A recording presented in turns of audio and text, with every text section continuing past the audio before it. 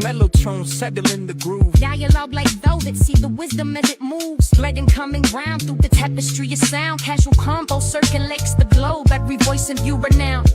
Balancing the ledger, counting feelings in the sense. Elevating indie dreams, spotlighting each sentence. Bridging worlds with empathy, fluent in the truth. Finance to family, to mental health pursuits. No echo chamber, just reflections in the glass. Connecting dots from present pains to futures built to last. Every episode is sight for unity in subtle blends. Coco's in the rhythm, universal in the end. Having that casual convo so you don't have to have the tough combo. Let's start the show.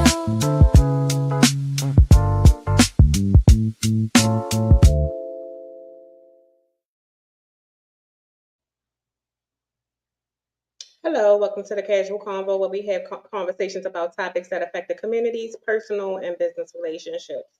We always have the casual convo, so you don't have to have the tough convo.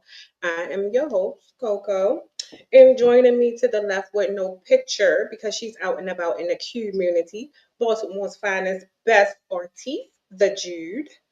And then below, we have, Hey y'all. I call him, not boobs in the screen, but anyway, we have Mr. Moore, aka Semantic the Iconoclast. What up, people? What's good? What's good? And we also have joining us the mayor of Astro, Mr. King Paul, more than you can see. Good evening, everybody. Good evening. So, I guess we can start with how everybody doing before we get into the mental health check-in. Everybody good? Mm-hmm. Yes, ma'am. Yes, ma'am. Okay. So next we wanna I guess tonight we're gonna talk about a couple of things. Y'all president and his shenanigans. Plus some we're gonna bring in some other topics as well. But before we get into that, we're gonna get into the mental health check-in. Yes, I'll go first. For my mental health check-in, I'm gonna say I'm okay. Um, I've been working my little butt off.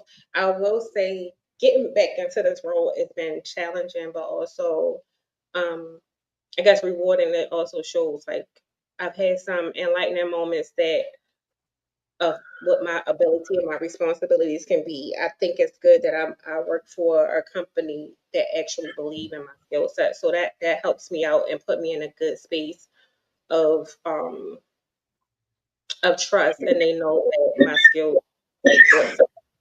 Um, then secondly, what stressed me out, y'all see my gray? I got dye in my hair because they is popping. And I was looking in the mirror and I was like, I know you in line. So that kind of put me in a little ooh. But that's okay. I gave it a couple. I called my daughter, was like, get this out of here. So that kind of put me in a little whew. But other than that, my mental health is good. Who going next? My mental health is good. I'm chilling. Can y'all hear me? I feel like y'all can't hear. Can y'all hear me? Y'all can hear me Yes. clear? I got this new Yes. earphone in, so I don't know how it's working. So bear with me tonight. But yeah, yo, my mental health is good. You know, life is been life and adulting is always, you know, a hit and miss. I don't know why we wanted to grow up so fast. I swear I hate that part about life. But other than that, yeah, life is great. My niece ready to go to I don't know, I realized this year is all about family for real, like family and friends, like true friendship. I realized like the people that I got like around me, the people I've been associating myself with, you know, like just the things I've been, you know, doing, like I don't know. Don't you know how they say like you are your own worst uh critic. I feel like we critique ourselves in ways that we don't even realize how dope we are. And this year, just surrounding myself with like the right people have made me realize, like, I mean, I already knew how dope I was as an individual, but I mean, you know, like the dopeness, be just dopeness for real. When you hang around other dope people, man, it's an amazing thing, man. Right. I got some cool, really cool, amazing, talented people in my life, and I'm, you know, I'm happy to have them around me. and motivate me to be the person that I am, despite all the other stuff that go on for real. Because I could complain, but I don't feel like it. I just been realizing some stuff lately, and I'm just happy for that. Happy for the person I am. Happy for the people around me. Now lives ain't perfect, but we be making stuff work for real. Yeah, that's my mental health for the day.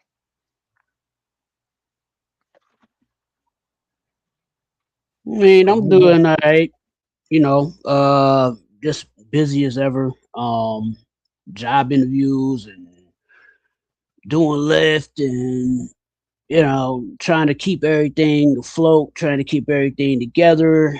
And right now, working on this thing with wings.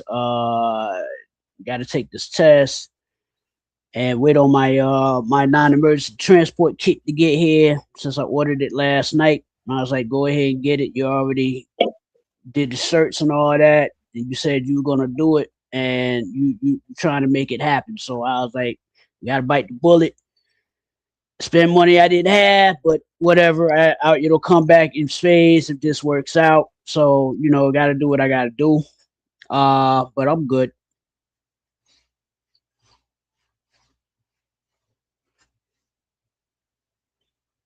Mike, okay, there you go right there. This microphone, I don't know when it's red and it's not. My mental health is just at the crossroads of sanity and insanity, you know. But somebody told me, just breathe, inhale and exhale. Inhale, exhale. Inhale, exhale. And You just can. realize that life is gonna life.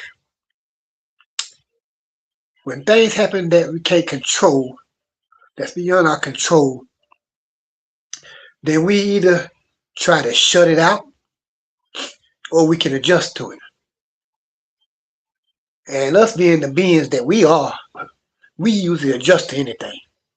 You know what I'm saying? We can adjust to anything.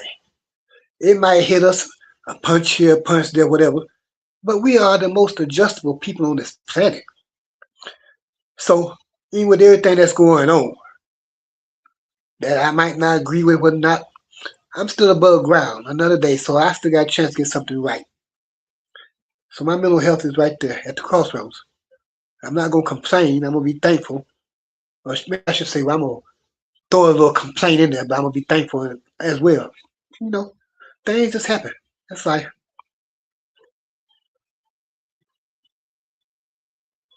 Okay, and just remember, it's okay to take a second and breathe. Out, just to piggyback off of that. There you go, breathe. That's right. Our Woosah, breathing exercises. I woosah. actually I had this conversation with somebody else just to elaborate a little bit more because I think you said some really important pieces about self, and even if you're at a crossroad. And I know we mentioned it a little bit last week as far as like taking time for yourself. I know a lot of people, especially around me, that are going through a lot. And even when we're going through a lot, I think it's important, I got even kicked out. wait, stop. Even for our our friends and family, I think it's important for us to tell them to like it's okay sometimes to listen and it's okay to take time for themselves. And it's okay to, even if it's a day, even if it's an hour, even if it's a couple minutes, a couple seconds, it's okay to just take time and just put yourself and just kind of disengage for a little bit. It's nothing wrong with disengaging, especially if it's for your overall mental clarity, sanity, everything like that. I think everybody needs a mental health break. You So it's gotta not take that because a lot of time people don't take it. to make time. Yes, you have to make time for yourself. I think it's extremely important. I mean, we all know up here we have each other, like we call each other, we talk and all of that stuff. And even y'all know this last year, or I'm gonna say well, 2025 going into 26 and like over the last couple of months, y'all were like my support. So it's really important just to have people in your corner, even if you don't have a support system. To still take time for yourself, and it's okay to not talk to nobody for a day. It's okay if you need a couple of days. If you need a break, take that. Put yourself first. Self care. Do that. But anywho, let's get into tonight's show. Y'all ready? Yes, ma'am. What's up, Danger? I Hi, think that was Danger. Danger. Oh, there we go. Okay. So let's get into tonight's show. So tonight's show, we're going to talk about Trump and his shenanigans. So the first topic on our list is we're going to discuss the recent shooting that took place in the White House. So on April 25th, 2026, gunshots were fired near the main security screening area of the White House Correspondents' Dinner at the Washington Hilton in Washington, D.C. Y'all, President Trump and First Lady, the VP, and other cabinet members were attending the event.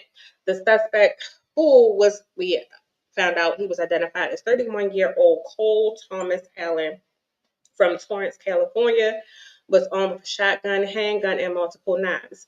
He was apprehended by the U.S. Secret Service agents. So give me your thoughts on about that. But I also want to add another question into that, trying to tie it all together. What I noticed was, did y'all peep? When did the VP get evacuated and rescued before the president? Did anybody else peep that? Who would like to go first? That's gonna be a good one there. This is gonna be a good one there. I By mean, George. By George, I'm gonna tell you what. This is some of the best acting I've ever seen in my life. You know, I questioned. I said, now dang, Trump was on WWE back in the day. He was on there getting paid being on there. So now you bring in the McMahon aboard, and Triple H, he always in the background hanging out, him and Stephanie. And you start questioning what the things is going on, the shootings. The shootings. Now, they say somebody got killed at the one shooting. When he got hit in the ear, that healed miraculously. Dang, I couldn't get the M in there because it was missing. But yeah, miraculously. Somebody got him in the gun sights at the golf course at Mar-a-Lago, down there at his place. Now, at the correspondence gathering, I mean, all your news people, your big wigs, everything. This guy can't even say his name that you said. This guy came through there like the Flash. I mean, he moved so fast it wasn't but a blur coming through there, but everybody else was in slow motion. You could see everybody else, but you couldn't see him. I mean, he was moving. They pulled out their guns. It sounded like they were shooting at him. Looked like they were shooting at him. All y'all well-trained Secret Service agents and law enforcement officers are shooting at this person, and y'all can't hit him. Because it didn't look like he was hit when he was laying on the ground right there. So y'all can't hit him. So what are y'all doing? Y'all shooting blanks. Y'all shooting blanks. Everything is staged for this man to try to get what he wants and stay in power. He didn't say that they could have improved the security there because, I mean, dang, you was in the secure. Every day you got army men all around you there and everybody else. You was secure. But you won't say, nah, this is the reason why we need to build the ballroom. This is what he says. This is the reason we need to build the ballroom. Because the ballroom will be more protected. I mean, dang. So what are you saying about your protection now? It's just one big show, this man. I'm telling you, it's sad that people want to argue against what they see. I guess for some of them, seeing isn't believing. And hearing ain't worth a damn because they deaf. Now let's talk about Stephen Miller. Because what the image that caught me was Stephen Miller, Mr. Heinrich Himmler himself, using his pregnant wife as a shield. right? Now, Coward. this is the same guy that's a neo-Nazi, that's a self-deprecating Jew, but he uses his wife as a shield. This guy's a coward. The whole thing was set up, when I saw it, I looked at the replay and I was like, I don't believe it, because Trump fell out in the back. They took him in the back on the backside of the stage, and all of a sudden he just falls down. Stephen Miller is sitting there, hiding behind his wife, using his pregnant wife, as a shield towards the government. And I was like, okay, if you go anywhere near the White House with a gun, they're gonna shoot you on sight. And I've been there several times. They don't allow that. And they got this guy. They got Erica Kirk over here crying so much she want to go home. Really, really. Yeah. The whole thing is a distraction. Okay, we know it's fake. You're not. Trump ain't fooling nobody. Talking about he want to get a ballroom. Look, like I keep telling people, he wants to get a ballroom. Who's he going to invite? Lawrence Welk? Who does ballrooms anymore? Right, Cab Calloway. What, he's going to dig up Cab Calloway? But You get know what back I'm saying? to get back. Hold on, I really cut you off. But get back to what's his name, Uh, JD Vance. Before I forget, because I oh, go Wait a ahead. minute, we hold on got. before you I go. got. Before you go, let me get back to JD Vance. Can I get to speak on him? I noticed that too. That they got to him first. You know why? Because they knew. Well, he probably wasn't in on it that much on it, whatever. But Trump already knew what was going on. Trump was still sitting there after the shots went off. He was still sitting there. They went and got JD Vance about there first. So now he's somewhat surprised, but not too surprised. But all of them are playing their role. They playing their role. It's just one big stage. I can't believe that they would go to the vice president before the president. They probably wishing Trump would go ahead and crump over. Probably themselves. I don't know. It's just that was weird too. Go to the VP first. It And don't forget wasn't Cash weird. Patel. That Don't wasn't forget Cash weird. Oh, Patel. He was that ducking wasn't down, weird. the head man. The head Yeah. FBI man, he was ducking down.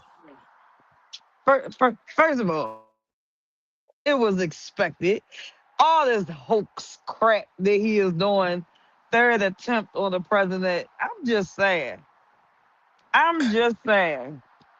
In all the years of assassinating a president, they ain't never missed 3 times. But in my opinion, and I'm just being honest, like they never did. Like that's the type of stuff that's in the history books.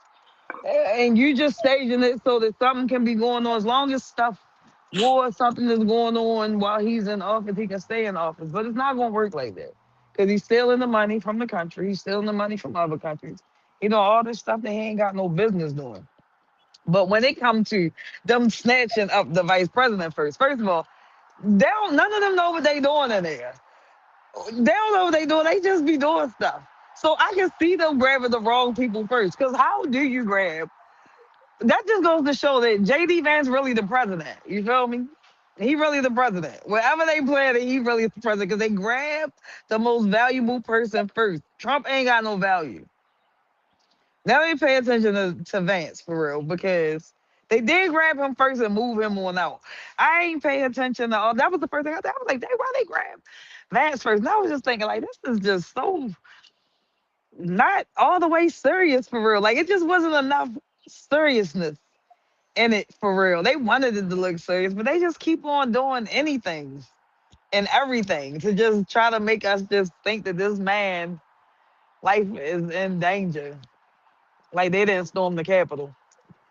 His people ain't doing all the stupid stuff. Like, yeah, they're the Democrat side mad, but we ain't out here being unhinged and spewing hate on each other.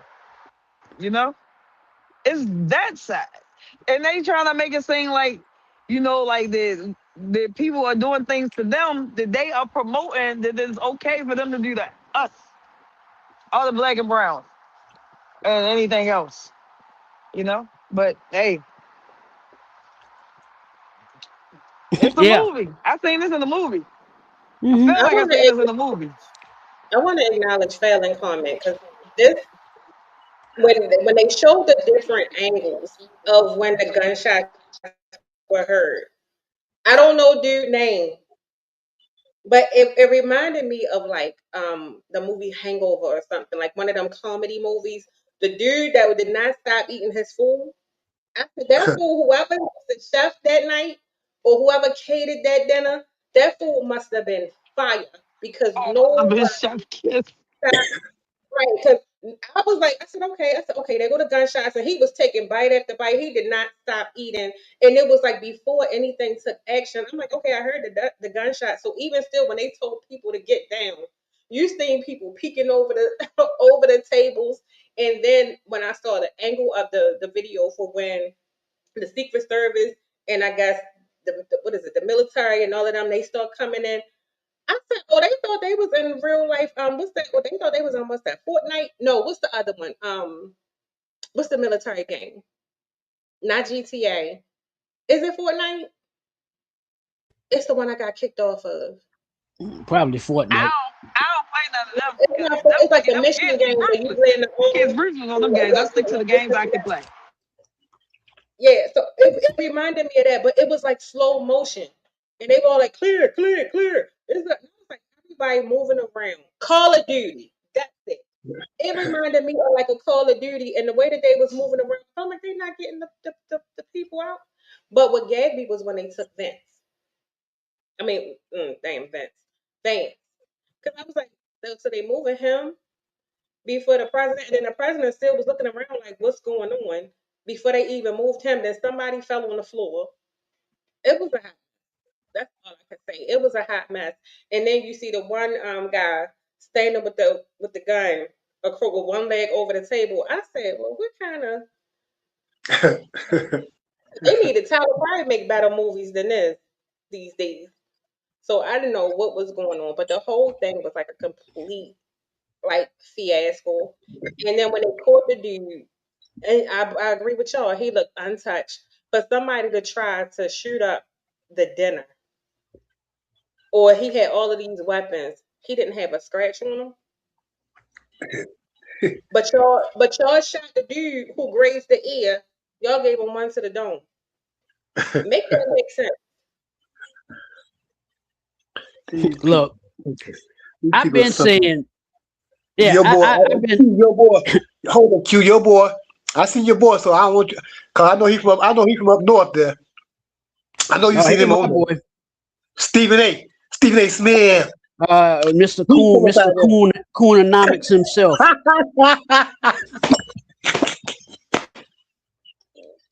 the biggest coon on the planet, boy. Worse than that dude on the Django, boy. there. Stephen is. Nah, boss. What that nigga doing riding that bag? Yeah, I'm like, I'm sitting here like,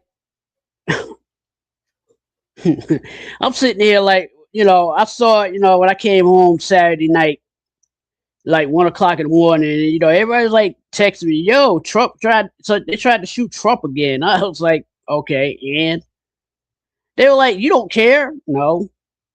I said, look, the way he gonna kill over, he gonna pass by the drive-through at the McDonald's. That's how he gonna kill over, cause that's all he eat is McDonald's. You know what I'm saying? And the dude, the way they carried him off stage, right? He was moving all slow. Like I was like, man, that's the slowest reaction time I've ever seen somebody. When bullet cases, bullets are flying. This dude moving like he got a bowel movement happening while he walking. You know, and then he gets off to the side, right? He gets off to the side on the side of the stage, where you could peek out and see the crowd, but the crowd can't see you. Then he wants to act like he's collapsing.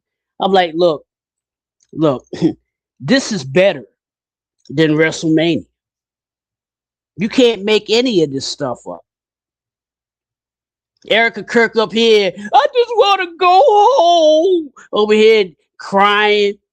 You know, I was like, I'm seeing more tears out of her than I saw out of her when Charlie Kirk got assassinated. Well, I ain't gonna say assassinated, got murdered. He didn't get assassinated because he's not a political figure. He was just a loudmouth with a podcast. I'm waiting on Drewski because he got to come out with something for this. He got to get his team together and make a whole parody for this whole scenario. Because you can't make this up. And it's funny. I guess everybody algorithm is different. Because what I saw, I went online. First thing I saw was they missed again. It wasn't oh my goodness, but he missed again. But it's still kind of like, then the thing that you did was you didn't even sound concerned for your own safety. The first thing you did was pitch the idea of why you need the ballroom and that it will be bulletproof, people will be safer, and all of these things. And like I think it was Paul that mentioned earlier. So what about your security? So you trying to say your Secret Service can't protect you? So you need all of these other things, and you need millions of dollars to build a ballroom so y'all can eat in a bulletproof place. Yeah, because he wants Lawrence Welk to come back. He wants Cab Calloway to, shuck and jive up there. That's what he's looking for. Here's the story about Minnie the Moocher. That's what he wants. I was like, what do you need a ballroom for? Nobody does ballrooms anymore. Ballrooms went out in the 1940s. Okay? That's a waste of money. They don't even call them ballrooms anymore. They call them assembly halls. You know what I'm saying? That's how out of touch Trump is. I'm like I keep saying. I think this I dude mean, got a victory. he was calling one of the what country was it? I saw a video of Greece. him giving a speech, and I forgot. I can't remember what country it was. He was like, "Yeah, because that they're really that's a really nice person." We're like, "That's a country you Greece. talking about?" It was Greece. Yeah, Greece. he said, "Yeah, he's really nice," and I was like, "What are you talking about?" But even just to say to go a step further, I'm like, where's his cognitive test? Like y'all was pushing for Biden and everybody else, but to go back to what you guys said in the beginning, when it comes to all of these attempts that's being made, but is not successful, it do put you in a frame of mind like this could be possibly staged because every attempt on every figure, including the Malcolm X's and the Martin Luther Kings, they hit their target. They hit Kennedy. They hit everybody else. But you got 9 lives. They just keep missing you. That's But you need the Teflon ball. Don. That's the He's a Teflon Don. Teflon Don. Yeah, he's Teflon Don. Dude's untouchable.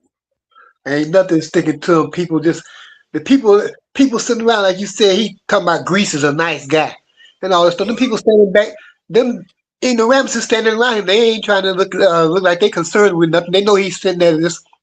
They lost it. They all lost it too. They done lost it alone. They get to keep their little bit of power that they got. They positions whatnot. But the whole bunch of them, they're under a potion of ignorant superiority, not complex. Because you're not superior to nobody, except for the dummies that believe in y'all.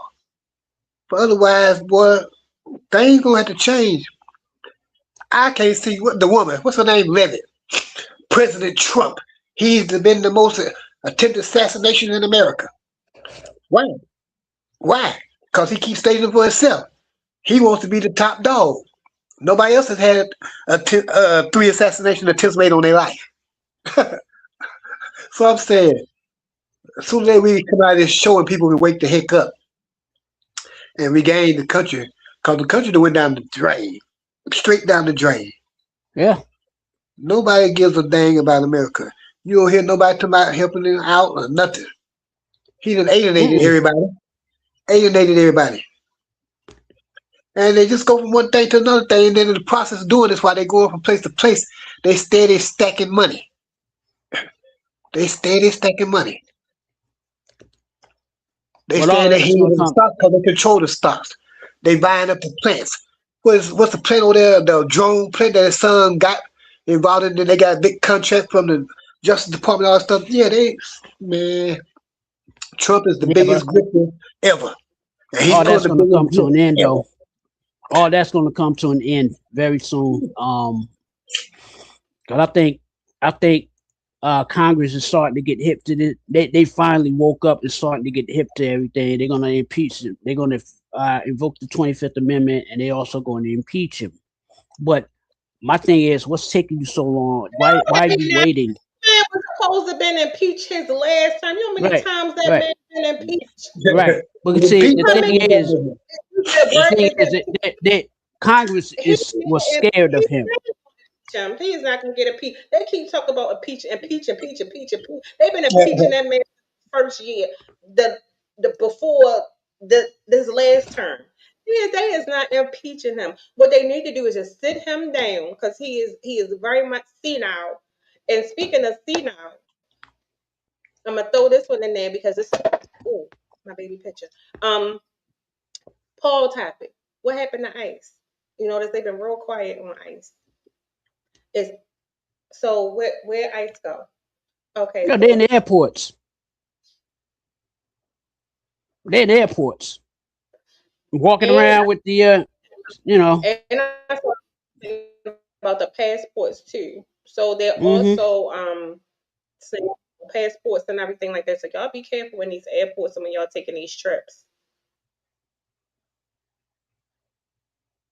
Yeah, yeah. It's the country is in such a mess, such disarray, and everybody was like, "Well, the country is more divided under Obama." I said, "No, it wasn't.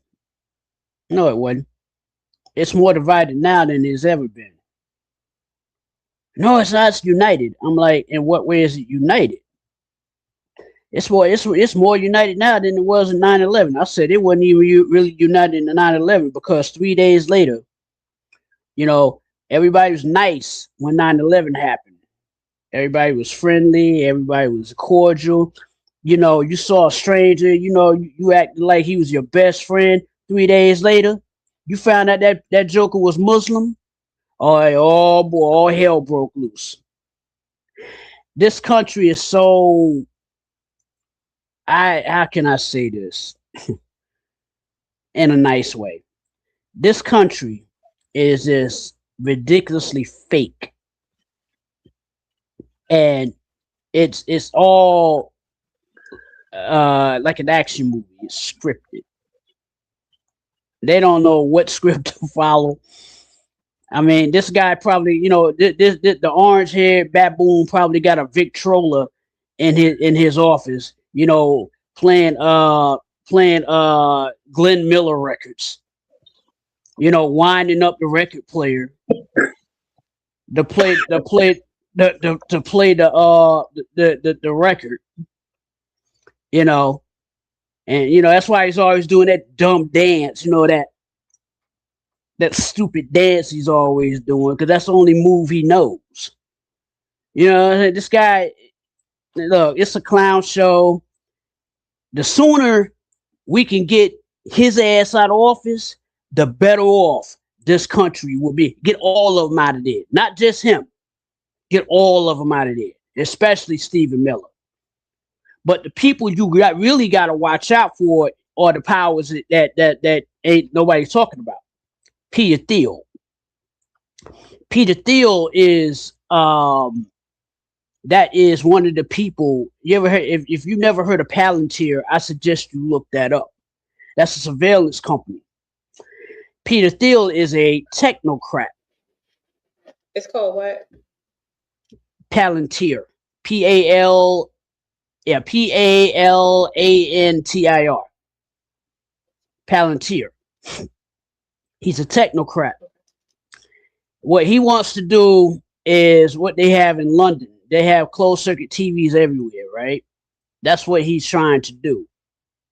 He's trying to impede the autocracy and the technocracy because that's really what it is, a technocracy. He wants technology to be implemented into the government so they can monitor everything you do. Everywhere you go, you can't escape anything. They're already doing that now, but it's going to be ramped up so much to an extreme where uh, any crime that you do is going to be on television. It's going to be televised. It's going to be on closed circuit television, No, it ain't. making it I'm gonna tell you why. Because they can't even use the cameras that they got right now to solve the crimes. Like other countries are already well advanced in doing all that. You feel me? right. Whereas But we are the that's what Peter greatest. Thiel is going to do. That's what Yeah. Peter Thiel is going to do. He's No. going to bring America up to Yeah. speed. America ain't. They ain't never gonna get up to speed. Not in our lifetime. Now, Not in But our see, that's so why lifetime. So we ain't got to they worry about want that. We they want to connect it to Trump. but I just wanted to say this real quick. As far as ICE, because of you, well, we ain't heard about them because they messed up. They Yeah. started killing white Americans, and they started killing, and that was the thing. Like they killed white Americans, they killed black Americans. They were killing Americans, but when they killed that lady, that made so much stink because they had killed that black man, but then they killed that white woman, and then they killed that white man, and then that made way more stink. Like it don't sit right with Americans for them to be killing Americans where that wasn't the fight. And even though you shouldn't be killing anybody, you shouldn't be treating anybody like that. It really hit home because they was killing Americans, and that kind of like backfired in Trump and them face for real. That's why I said, babe, they still around. They just ain't doing um they just ain't Heat control. publicizing it the way it is. You know, They have they been put heat once they put control. them in them airports, that was a wrap. Once they got them in that airport, it was something else. Yeah, they took their ass off Because street they patrol. stopping people. No, it was a whole article on ICE in the airports. Because remember when they had the whole thing with the TSA agents, when they had the shutdown. And matter of fact, they're really not talking about the shutdown if that's lifted, which I believe is still going on. Stay tuned for that. I'm gonna do some research on that. But anywho, I think when they started putting them in the airports, and now they're messing with people and with their passports, people who are coming over, people who have passports that may be from other countries, they're getting them right there. So I think that's another reason why we're not really hearing about it. So they're using another tactic, but they still are very much active and messing with people. They just not publicizing it because we have all of these other conspiracy theories going on, like the dinner, I'm gonna call it the dinner party thing, and then you have all of these other things going on. And then to also tie this into it, because I think we probably gonna go into a full open dialogue. Um, we got this whole thing with this alleged, I don't know what they want to call it, war, whatever. So now we have China and Russia back in Iran. So when it comes to technology and military assistance, China and Russia have supplied Iran with dual use technology such as components, missile related materials, navigation systems, and satellite data. These transfers strengthen Iran's military capacity and directly both countries have generally refrained from direct deployment of forces in Iran's conflict. Then I'm reading from my research. Russia has also reportedly shared intelligence and technical know-how, while China has provided access to its Beidou, I think I said that right, satellite navigation systems and allow transport of chemicals used for missile propellants. Then, when it comes to economic and trade ties, China is Iran's largest trading partner, the main purchaser of Iranian oil, buying over 80 to 90% of Iran's exports in 2025. This trade provides Iran with critical revenue, which indirectly sustains its government and defense programs. Russia also engages in trade and arms exchanges with Iran, including drones and other military equipment, while benefiting from higher energy prices due to regional conflict. So, even with all of this stuff going on, what's not really being talked, well, it's being talked about, but not at an alarming rate. Because even though we keep hearing about these ceasefires and all of this stuff, with everything going on, if you notice when certain stories get heightened and start to become publicized, such as this one and what's going on, because he keeps saying, "Oh, we're winning, it's almost over, it's almost over," and then you find out, no, it's not. Because Iran come right back and do something crazy, and then he come right back and say, "Oh, we're almost at the end. We're like right here. They're going to give in. We done eliminated all of this." And then next thing you know, as soon as he say we eliminated something, Iran come back and blow something else up. So give me guys your thoughts on what I just read. Everybody Anybody? knows the man is a liar. Everybody knows he's a liar. I mean, that's the bottom line. The whole world has watched this man. He has disgraced himself.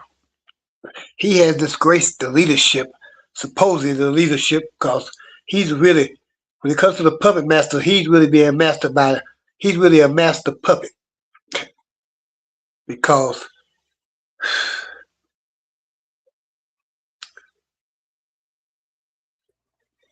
I'm gonna But you tell you also have what. to realize, yeah, Go ahead, Q. yeah, you also got to realize that he's also being controlled by Israel. Um, Netanyahu is also pulling his strings. And that's why he got. Um, that's why Trump got involved in Israel, even though it's not our affair. That should be between Iran and Israel. But like I keep telling people, it's like, you know, the bully at the sandbox. Somebody comes along, is playing in the same sandbox. The bully in the sandbox is mad that you got one more grain of sand than he did, and he's getting upset at you, and so he punches you because he feels like he should own all the sand. So then, when you punch that bully back, then the bully wants to go run to his dad. You say, my dad's gonna beat you up. Look what kids used to do back in the day. My dad could beat your dad. Oh yeah, let's prove it. Let's test that theory out. That's how this is going down. And Trump, he fell for it hook, line, and sinker. He fell for all this hook, line, and sinker. They support Israel, right? My thing is, if Israel started the fight, Israel should be able to finish the fight. They don't need our help. You know, that's the problem. I hear you, but the issue is we didn't already. Your president already jumped out there and jumped the gun Oh, and he ain't my started putting his president. Oh no, and got I don't know. and got our The views military. expressed by Coco and the Casual Convo Show are not hers or hers alone. I say Let me. generally. I say it Yeah. generally, not saying yours like specifically. Nah, don't even put me in that. I know it's general. No, Don't even put us their in the president, conversation. their president, your president, not There, our president. there. You know, Yeah, you know how to use them pronouns like he, she, and all that. How they use that? They, them, There. they're Yeah, there. they, no, them. all right. So Their they yo. president. So what happened was what I'm saying is if I feel like even with saying that I don't disagree with your statement. I hear you. But the issue is one, he's been allowed to do so much. And I blame our government, one, because they allowed him. And I'm going to say allow, whether they knew or not known, even when you knew the first time. But it's just been a chain of events. Our military became involved. When we start going in, bombing up stuff, doing all this, and feeding into the lies. And then you have his thorough supporters, and all of us know who some of his supporters are, who back up everything. And you have people who think this is legit. So we just can't. This was we got into it, so now we in it. So now we here. We can't go back and say what coulda, shoulda, woulda. We are here now, and now we are involved. And at the end of the day, and I said it again, we're all Americans. So this is we all in this. Because if when it get thick, they not looking at, oh, well, y'all not in it. We just beefing with him or we beefing with him. No, we are freaking one. When you go to these countries, and that's why they have certain things where they like be careful when you go here or go here or don't flee to this country because they know it's tactic. Regardless of who is putting these things in motion, all of us are in harm's way. No. They're telling white Americans to be careful. No, Black Americans, they don't have even beef as with black you go to Americans. other countries and then you start talking and they go American, they don't see you as though you black and you don't like Trump. They just see you as an American. Right. But if they sit down and talk to you, Who gonna talk to you they when they can went out through? it doesn't matter. Like you You can like go over to man in Vietnam. yellow. You can go over to Vietnam. Nope. They're gonna do us like the man in yellow did on that last episode. They're gonna take your throat out because they don't care and they ain't gonna give you time because all they know is they beefing with America. Right. So But we know that we don't like what's going on, and we keep trying to separate ourselves. But at the end of the day, we're Americans, right. and that's However, the point that people gotta understand. We no, we don't agree with it. We don't support anything. But these other countries are not looking at us like, oh, when they in this type of thing, all they know is they don't like America. And we are Americans. We were born here, no matter what these people who are Trump supporters say, and they trying to find every way to talk about go back to where you came from. First of all, we were born here. Our parents, siblings, no matter how they got here, when it comes here, we were born and we are here in America. And that's when it comes to citizenship. So when you go to these other countries and you see people say, "Oh, I'm Russian, I'm this, I'm that," and I think we talked about it before. We only go on them labels and we looking at it this. When you go to these other places, they not looking at whether you black or white or whatever. They go by you're American, and that's your label. but you're also true. Black Russian, Black Russian, Black Russian. But yeah, but it all depends on how you conduct yourself in those foreign countries. Black Americans that go, I know several people that I went to college with. They live overseas now. They live over in like Vietnam and all of that. And they said, yo, they having a ball. The Vietnamese love them. They don't have any problems. It's some white people they having a problem with. It's not Black Americans. It's white people they have a problem with white Americans. Because anytime white Americans go over there, they act disrespectful. They they have this superiority complex. Yeah, I could do this. That entitlement gene comes out, especially when they go overseas, and that's why they act. And that's why America has such a bad rep overseas. You know what I'm saying? It's just how you conduct yourself. Like over in you go down to Mexico, they was like, "Oh, I wouldn't go to Mexico. I wouldn't go to Mexico." Think that they black Americans. You got some black Americans that look at Trump and idolize him too. It's so many of us that's misconstrued. So we can't just we saying that based off of our um social network or our algorithm. There are several Black Americans, Brown Americans, different people who still support everything and they go up for everything that's going on right now. Whereas though we don't.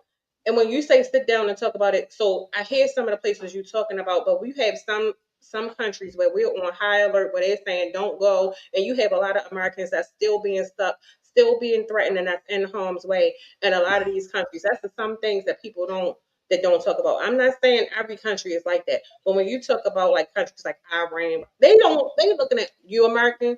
They ain't trying to sit down and talk to you because they don't know how the threat coming. We don't even know how the threat gonna come. We know they out there. So we gotta be really realistic about one, the state of the world that we live in. And we ain't always safe. We think because we black, we safe. I'm a proud black person.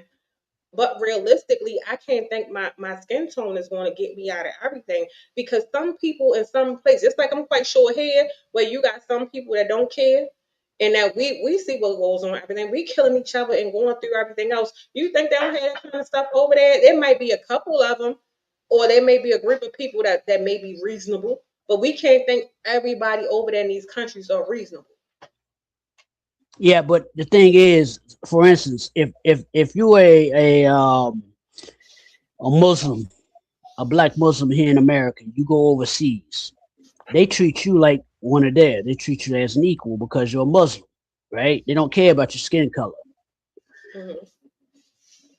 Versus if I go over there, yeah, I'm an American, F I read, I'm here, doing this, that, and the third, doing God knows whatever, breaking all, breaking their culture, disgracing their culture, breaking their laws, acting a fool, then that's when the problems arise. That's when the stereotypes start coming out. Oh yeah, those Americans are they're crazy. They act crazy. They disrespect us. We should teach them a lesson, right?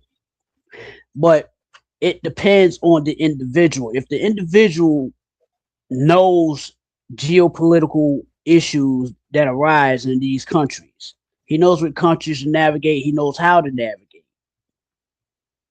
Versus a lot of the white, colleagues of mine, they go over there, yeah, I'm going to Thailand, I'm in the bar, the beer's only $3, I slept with a lady boy and just that and the third, and it's just how they are. They're just arrogant because they feel like they have Where did that come privilege from? to do whatever. You know what I'm saying? They have that mentality of privilege. Welcome, I'm welcome sorry, I back. got kicked out and I was frozen because my Welcome phone was back. ringing and stuff. So I'm completely lost. Like I was trying to get in. Welcome back. I Well, don't know let It's me what's just going on. been a while since I see your look at that. smile. But it's So good pretty that you much, came back, my town. Welcome back.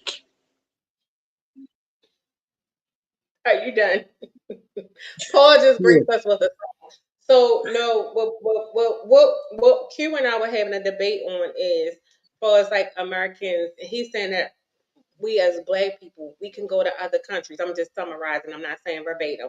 We can go to other countries and they're mindful that, or they're civilized enough to have conversations with us to see what our viewpoints are. My argument with that statement was I disagree because depending on the country, a lot of them just see us as Americans, whether we're black, white, or everybody is not going to think that because even like here, we're like us on the panel, we're civilized. We'll talk to different races of people, different groups of people, and accept people as people. But I'm very much certain, even in other countries, they have groups of people that don't see it like that. They're like, you're American, we don't rock with you, and they might be willing to blow our head off or do like the man in yellow did on from and just rip the throat out. We don't know. So you don't know the Right. mindset, and they live in these countries, so they're dealing with different struggles that's being caused by what's going on here now. Just think about it. They have schools with children being bombed. Their towns, their cities, their jobs, a lot of their economy and how people are feeding their families, whether they agree with what's going on or not, is being affected. And all they know is Americans are bombing up their stuff and coming over and doing stuff. So you go over there thinking, oh, I'm black, and let me sit down and talk to you and tell you I ain't like that. You don't know what type of timing they want to be on, and that's why you Yeah, we have got high in certain we got countries. we got black soldiers, We you do. know. I mean, Well, so I just said I as a think personal. when it come to us, see, one thing I'm learning with like watching like other country stuff is we there's a West way of doing things, an American way of doing things, and we are so Americanized that we identify as color, not by country. A lot of people look at us as Americans, you know. People are going out of the country and things are happening to Americans, not just the white Americans, not just the black Americans, Americans in general. And once Americans realize that, you know, they'll try to travel better. One, I'm not saying don't travel because I mean you can't tell people what really not to do, and then you can't really tell people not to travel when you're really not safe in your own country. Cause we not safe here either. Nobody's safe here. Like it don't matter what your race is. Nobody's safe in this country. It's like you probably not safe going somewhere else. But right now, with the way the president is acting, like them people president is acting, man, he is acting ruthless and crazy. And first of all, he's stealing presidents, he's stealing oil, he's stealing land. He's staging assassinations. He's militarizing the fucking ICE agents. He's just doing a whole bunch of, oh, I just said the effing word. God dang it. Well, I ain't mean to. oops, that was CeeLo. You know, Ring, because ring, he ring. bring that out of me. Obama already broke it with the N word about 45 minutes ago. So I mean, Oh, I'm sorry. Yeah, because I'm sorry. Because he brings the curse words out of me. He make me forget to say fudge and stuff like that. I got to say the F word because he's an asshole. Like he just do the wrong things, and then he always like put himself in the television for something that don't make no sense for real. Like don't nobody care. Like where's the money? I'm gonna say it one more time, and then I'm gonna go back on mute. Where is the money for the citizens of the United States from the first budget cuts? When you I can felt tell like you they where was they doing at. all that government spending Yeah. and the all I, that first, I, can, I, stuff. can, I can tell Where's you the where money it from is. the oil from Venezuela? I Where can is tell the you where money it for the is. Venezuelan people? I can You tell know you what where I'm all of saying? it is. All of it. Okay, remember when he got back in office, right? Remember that Trojan horse that he was gifted from Qatar, the plane? Okay, you're not supposed to accept gifts from foreign governments. That's in the rule book.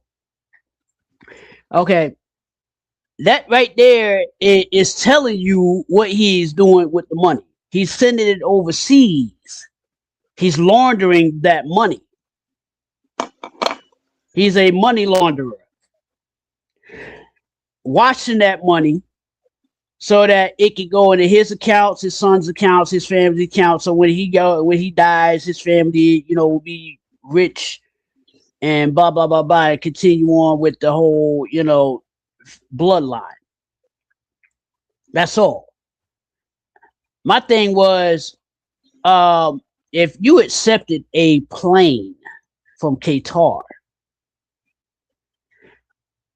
okay, that means that you're going to have easy access to that particular country in case you get arrested.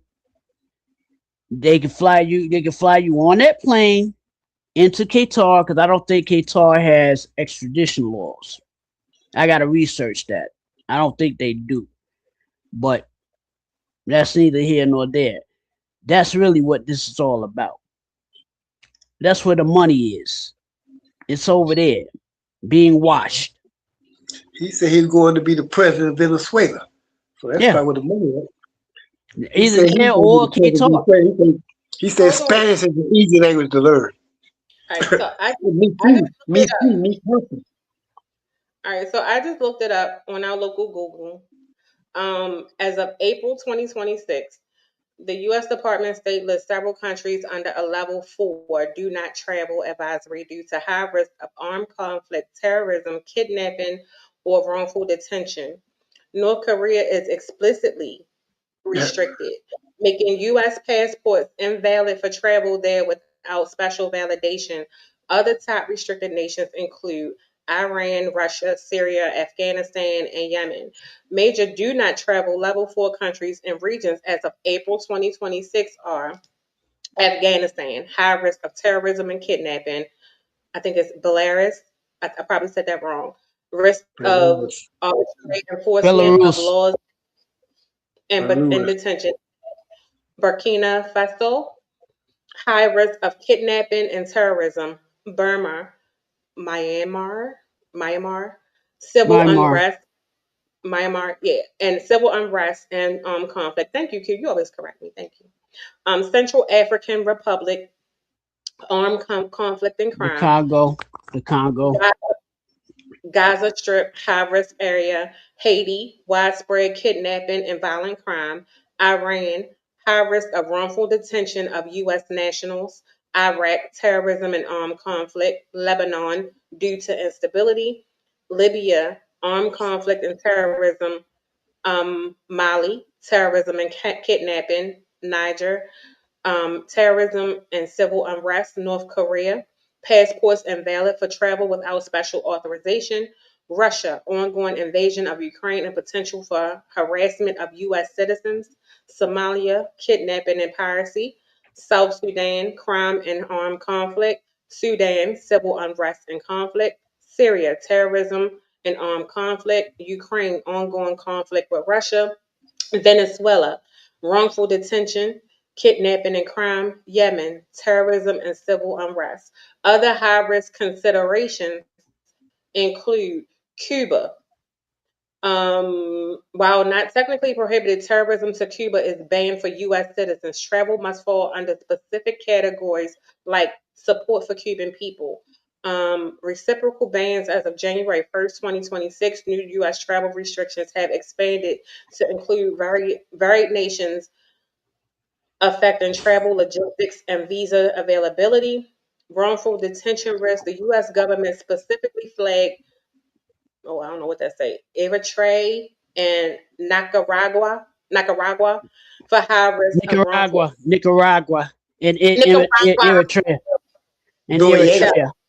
I will Noriega. say this, I had to do like the passport thing um this year, and they specifically ask you where you're going on your application. Like you have to disclose why you need it, whether you're renewing, if you plan on traveling soon, if you're getting a new one, renewing. It's a part on there. You have to fill it out. Is where you plan on traveling to. Hmm. So those are the lists. Yeah, but you also have to realize some of those countries that are on that list. Um, the reason why there's a reason why that they're listed, right? I think I shared that uh that document with you guys in the chat about the central bank, right? I put it in the chat like I think around a week ago. Like the reason why there's so much tension with Cuba, with Yemen, Afghanistan, because they are not a part of that central banking system. Libya and all that, they're not a part of the Rothschild uh, agenda. That's what that they want. That's why the Rothschilds hate them so much because they're not being a part of that one world order. Let's just keep it above though. I don't think that's all to it. For me, this is just my personal opinion. I think there's also deeper things, and some of these countries just don't like America and Americans. Let's just keep it real. No matter how much we try to sugarcoat it, no matter what's going on, this country has done a lot, and we have Yeah, been to war with a lot of people. We have invaded a lot of countries. We've taken a lot of things. He's done a lot of things, making a lot of enemies. So it's not just that. For the longest time, and I think I've been saying it for the last at least 2 years, a lot of these countries that we want to go to and we think our money is the greatest thing in the world, they don't even want our money. And a lot of these countries that we talk about, it's all about the digital currency. You think you're gonna go over there and get them an American dollar? They like, no, we don't want that. And they literally tell you, we don't want that. This we mess don't is accept it. at this time it's just deeper in than what surface. We like to put conspiracy theories, we like to put all of this stuff on everything instead of exactly what it is. We got a effed up government. We do. And unfortunately, we are like collateral damage. Yeah, That's the I truth. agree. That's the truth. I agree. Collateral damage. Just like everybody sees us as the soft-hearted people in America that won't stand up for themselves. Ready to stand up for everybody else and won't stand up for ourselves. You nailed it. Because when you talk to people from other countries, like I do, that's one of the first questions they ask. why do y'all accept it? And then when they hear the story, I'm sorry to cut you off, Paul, but I've spoken to people from China, from Korea, from different parts of Africa. I'm even speaking to people from like Russia, different places. And the first question they ask, and they make it seem like we allow this because their image of how we live and who we are is so much greater until they get here and see us and then see how we are with each other. Right. And then it's like when they hear like some of the things that we had to go through, like coming up, and sometimes you don't get the real experiences unless you have conversation. And then sometimes in those conversations, they're like, "Well, why you don't do it?" I'm like, "Well, we tried this, but then we might have lost this, and then you do this." So it's kind of a matter where we always that term pick and choose your battles, but the part about it, we do so much picking and choosing. We choose the wrong battles, but they done figured it out. If we choose the battle, depending on what it is, they throw a couple dollars in our face because it's more than we probably ever seen. We accept it, and now the problem gone.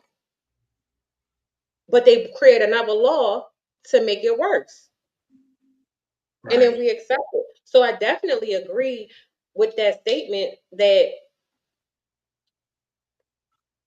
they do feel like we accept the bare minimum and we accept the fair treatment, and they feel like we don't even respect ourselves because of the things they will allow. Because you have to think in these countries, they fight their government. They willing to die.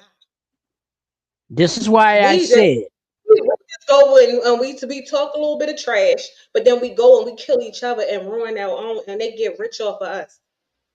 this is why I stated Americans are they good at trash talking, but you ask them to stand for something. Most Americans they don't want to. If ask them what they believe in, and are they willing to die for it? The majority just say, "Yeah, I believe in it, but I'm not willing to die for it." That to me says you don't really believe in it. Then Drew asked a question a couple of weeks ago. I don't know if I mentioned this again. But Drew asked a question a couple of weeks ago about would you want to be born in any other country other than America? Like we have so many disdain thoughts and issues in America. So even though we sit up here and we say all of these things, I don't think nobody ever really answered the question. Would you? Because when we see certain things, like even though it's bad, could you see yourself being born in any other country, or would you rather be born in any other country? I mean, technically, when my father was in the Navy back in during Korea, because he fought in the Korean War, he was in the Navy, and he showed me pictures of his first girlfriend, and she was Korean, and I was like, "Man, Pop, how come you ain't marry her? I could have been half Korean, half black." I was joking with him. But he was like, it didn't work out because I got called to port and blah blah blah blah. And then when I got out, that's how I met your mother. I met because they met in New York. But I was like, would I have been born in Korea had I uh had the opportunity? I probably would have been a lot older. I probably would have been in my 70s, 80s over there, or dead, half dead. I don't know, but um no, I would have wanted to be living somewhere else. I really wanted to be born somewhere else other than America because knowing the history of this country, it makes me ashamed to be American. How they lied to us, how they try to control black folks, try to control Spanish people, try to control Asians, try to control everybody except their own. And it's due to that privilege, right? It's that privilege that they have, that sense of entitlement. That yeah, we're white, we did everything, we invented everything, which is a lie. They didn't invent anything; they stole a lot of stuff.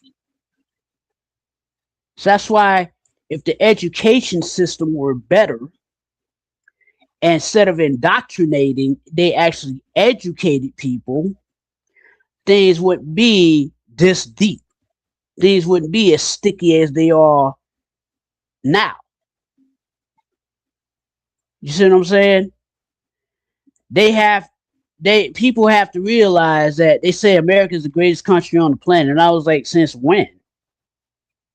They supported slavery. The founding fathers were they're the founding fathers. They're on the money. I said, man, them dollar bills ain't number slave trading cards.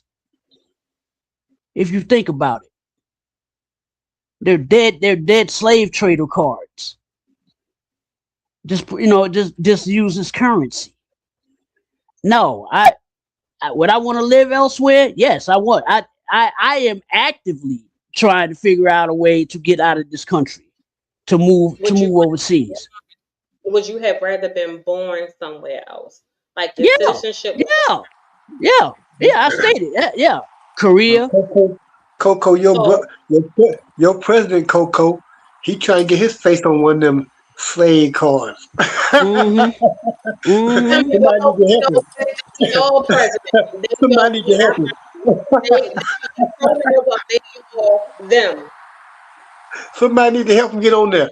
Cause like Q said, all them are dead slave holders.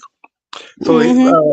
maybe he go ahead. Somebody help him get on one of them dollar bills. Get his face on one of them currency notes, them slave cards. Whatever he wants to be on one of them, help him get on one. Yeah. Because remember back in the day how they had Harriet. They were talking about putting Harriet Tubman on one. Mm-hmm. Whatever happened to that? It went out the window. Y'all knew they Trump weren't going became to. president. No, the question was I asked a question based on where the conversation was going. You had asked a question a couple of weeks ago that nobody really answered. Was would you rather be born in any other country other than America?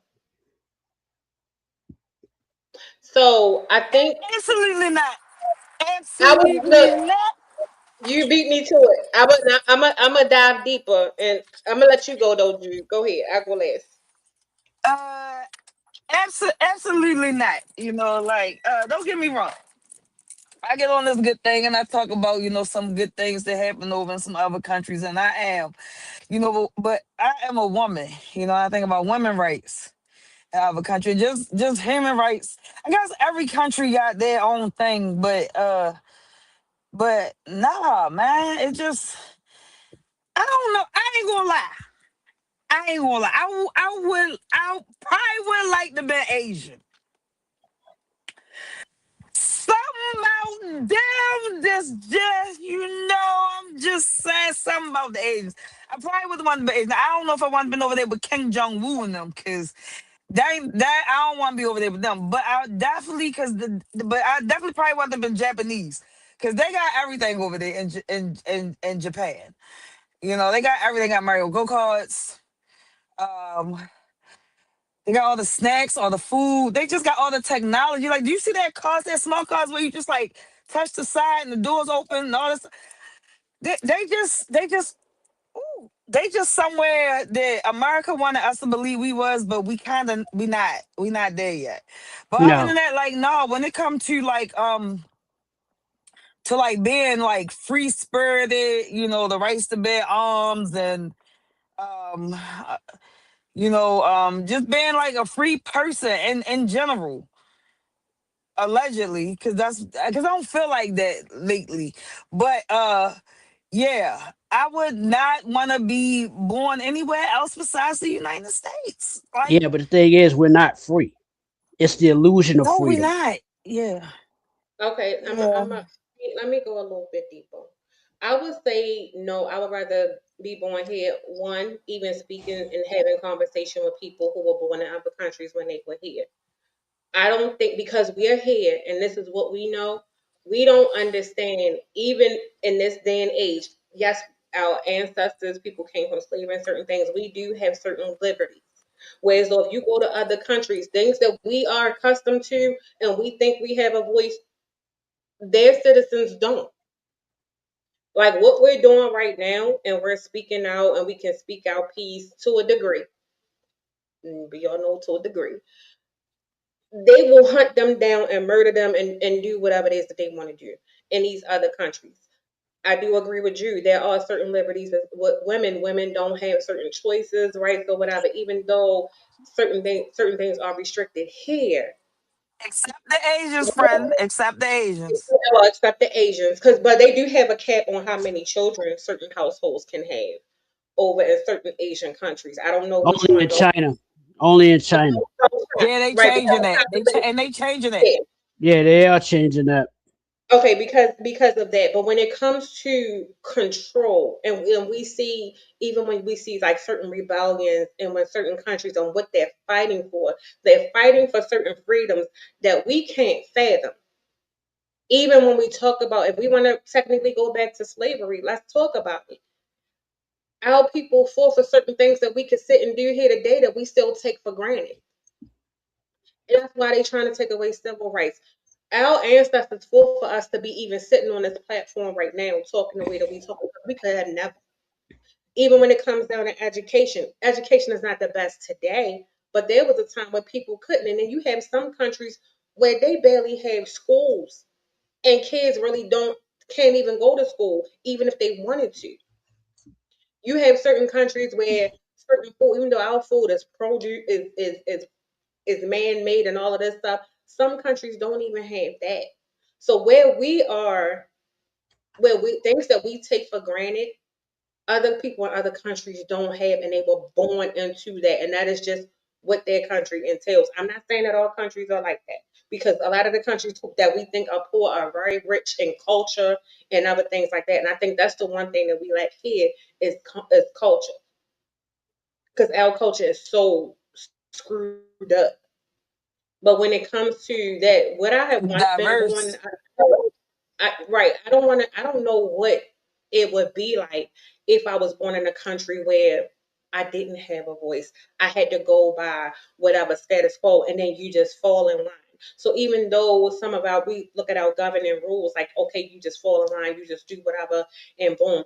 Just compare it to some of the rules, some of the policies, and some of these other countries, and ask yourself again: would you rather be born in like a Israel or Iran, Cuba, where they going through and you falling out and for other things? They have different issues that we probably couldn't even fathom living through because we never had to.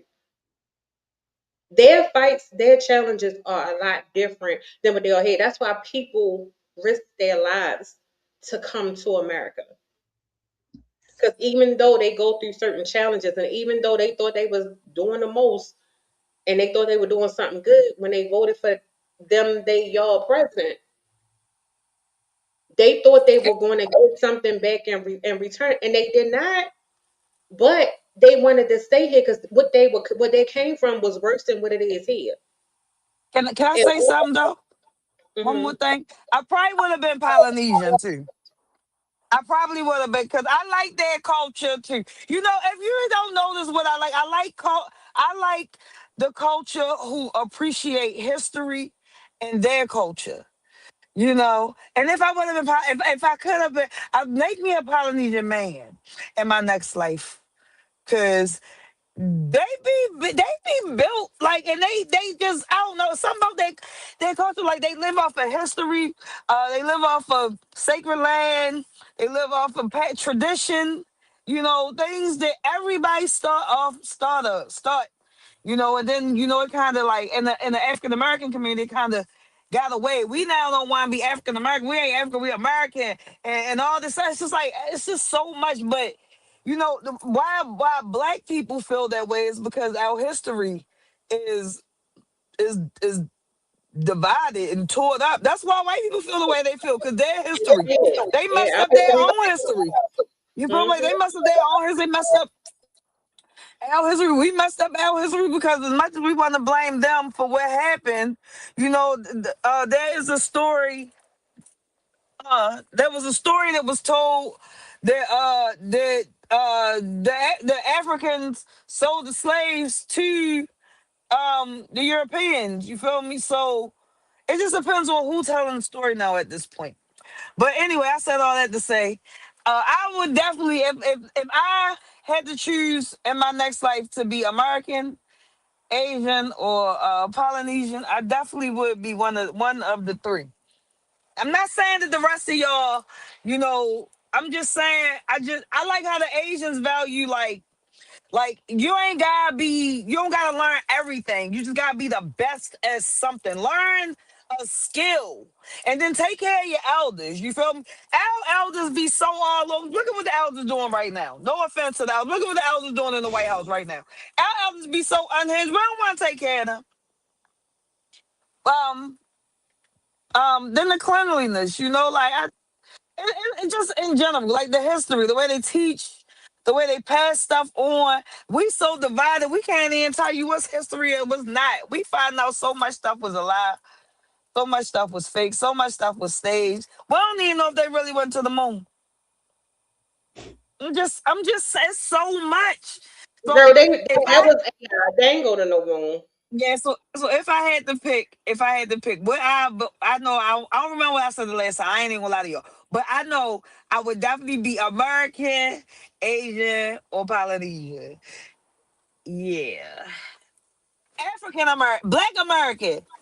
I didn't take I African know. American. Depending on what part of Africa, I might have wanted to be part of that because um, just just talking to like Africans, and then I know we have this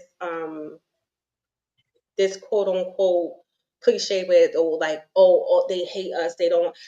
Some of them do. I'm not gonna say they don't, but some of them have this because they were told certain things. So the same way like we've been brainwashed about a lot of things when it comes to like Africa and other countries, like they live in huts and all, and that's not even true. Like a lot of parts in Africa is like beautiful. Um, but I do know that they're rich in culture. They stand for something, and that's something that I do admire when it comes to close to my own people. Africans are And because powerhouse, I love like man. pyramids and stuff They like that, earth. I may not have been born in Egypt, but when it comes to me seeing myself born in any other country, just talking to other people and then having understanding certain liberties that we have today, like again, like just being on platforms like this, just being engaging and even though some choices are taken away, a lot of these countries you don't choose your partner. Your family choose your partner, or whoever in charge of your community choose your partner, and all of this other stuff.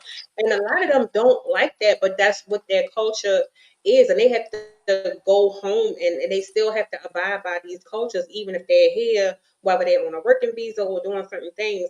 I think it's just important to really look at it. There's so many things that we dislike, but there are so many things that we have that other countries don't.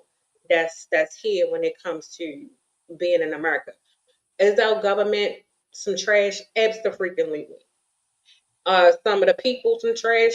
Absolutely. But that's like that wherever you go in the world. Because if you talk to anybody from any other country, they're gonna tell you what they love and what they hate. It's just that they be in it. Like we're in it in America, and we know. And because middle class and lower class get the poop in of everything and feel it the most. So I think when it comes to mindfulness and just being aware, it's important to educate yourself and be knowledgeable of everything. And part of the reason why I read off that list because we so quick about I'm getting out of here, I'm doing da da da da da.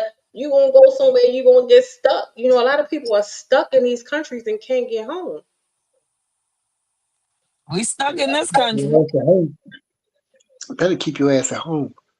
Stay home, stay home, stay home. I wouldn't rather be born nowhere other than here in the United States where I was born at. Because I really don't know what being born in another country might be like. What it is like, I shouldn't say. What it is like. I could never picture that. Because I was born here. And our history in America has been diluted so much. That's why we're in the shape that we're in. People gotta realize you keep cutting the head off the body, eventually the body's gonna have to go down. And all the heads that was in the black community Back in the days when people were fighting for our rights in this damn country, that they fought so hard to keep us from having, when people was getting their heads took off, being assassinated, killed, eventually the body died off. And when the body died off, then that's when everything entered the communities, all the drugs and all the hate for each other and all that stuff. That's when things went downhill for us. And been going downhill ever since. What the US government fought the Black Panthers from preventing by keeping education, food, health care, food in the neighborhoods, in the black communities. They fought against that. They wanted them drugs in the communities because they knew them drugs would destroy our communities. That's what they done. Our history is diluted. I mean, absolutely diluted through manipulation by the so-called people that run this country.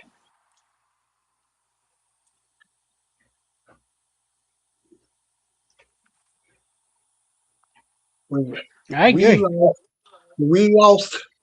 when we lost our identities of where we came from, and start trying to push that away and push it aside, and start falling into something that we aren't, and pushing for that, we gave up our whole identities because there's nowhere in the world that we should have been from fighting with each other to fighting against each other. Ain't nowhere in the world that should have happened. Well, that was part of the simulation project they call integration. You see what I I'm was there saying? for integration. I was there for that. But yeah, Yeah, that. there's still no reason for us as black communities, because even at the integration, we still had black communities. Mm-hmm. We had black communities that stuck together.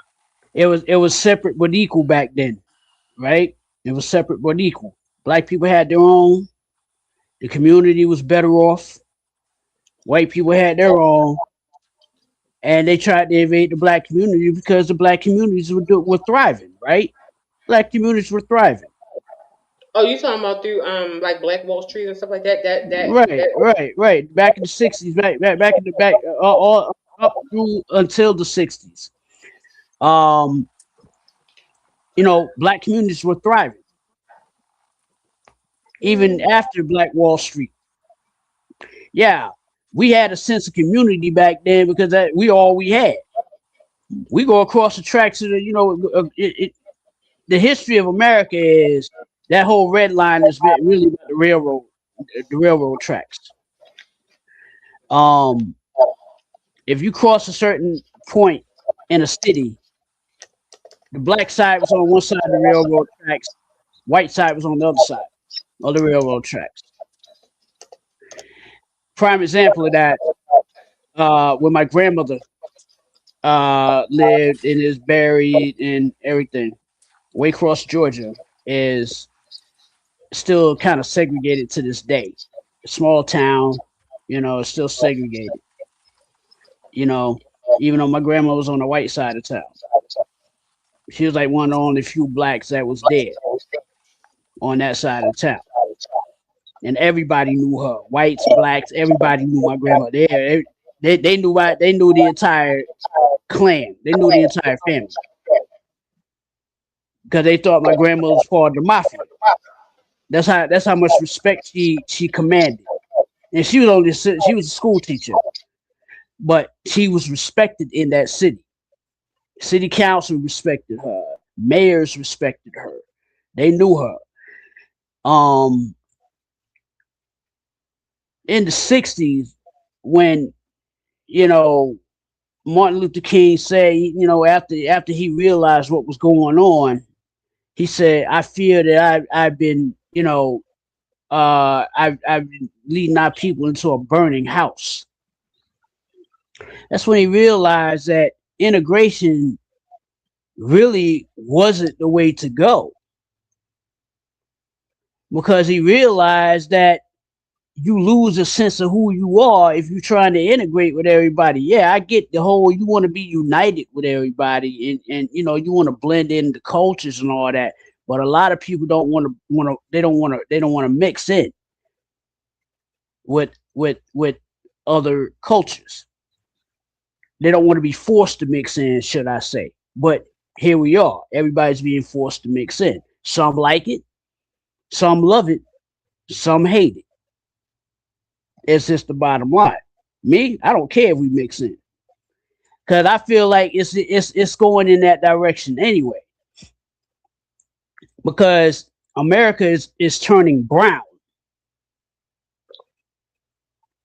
It's been turning brown for a long time. That's why you see a lot of interracial relationships happening. You know what I'm saying? A lot of white women, black men. I see here in Atlanta. I see white men, black women.